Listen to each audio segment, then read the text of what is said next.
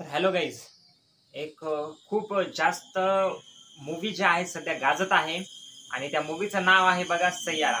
तर फायनली खूप 2-4 दिवसापूर्वीच मी सय्यारा बघितला बघा. तर कसं आहे बघा, खरंच लोक जे एवढं पागलसारखं करतायत त्या मूवीसाठी खरंच ते वर्थ इट आहे का? तर मला बघितल्यानंतर तरी मी सिरियसली तशा लोकांना प्रेझ करणार नाही बघा. कारण की एवढं काही अशा त्या मूव्हीमध्ये नाही की रडावं हे करावं. मला खरं जर सांगायला गेलं तर एका सीनमध्ये रडूही आलं नाही.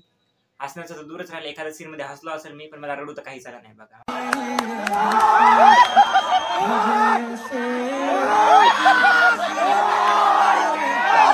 नक्कीच जे त्या मूव्हीसोबत कनेक्ट करू शकत आहेत तशा बाबतीत त्यांना रडू येत आहे, हे होत आहे. पण एवढं काही त्याच्यामध्ये एवढं नाही की पागलसारखं करायचं, की एवढा पी-आर, की एवढं दाखवायचं, एवढे लोकं जे पागलसारखं करत आहेत, एवढं असं रडणं-बिडणं अ, एवढं काही भारी नाहीये बघा त्या चित्रपटामध्ये किंवा त्या मूव्हीमध्ये की एवढ्या लोकांनी करावा.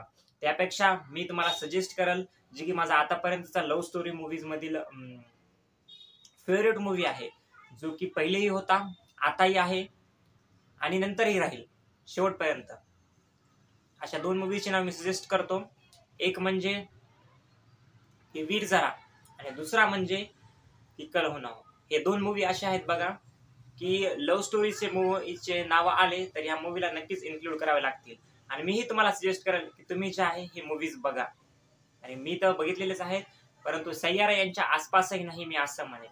आताच्या ऑडियन्सनं जर ते चित्रपट बघितले, तर पागल होतील काय असं मला वाटतं. कारण की अशा प्रकारचे ते मूव्हीज आहेत. इतक्या वर्ष वाट बघणं, इतक्या वर्ष ह्या गोष्टी करणं, अशा प्रकारचं प्रेम तर त्यांनी बघितलंच नसेल.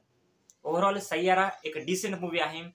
नक्कीच जे डायरेक्टर आहे त्यांनी आउट ऑफ द बॉक्स करण्याचं काहीतरी ट्राय केलेलं आहे. खूप जण म्हणत आहेत की कोरियन मूव्हीचा रिमेक देखील आहे म्हणून. परंतु एक काय जगावेगळं त्यांनी काही दाखवलं नाही बघा, की एवढं पागलसारखं करण्यासारखं त्या मूव्हीसाठी. नक्की तुमचंही मत सय्याराबद्दल कमेंट सेक्शनमध्ये मला कळवा. थँक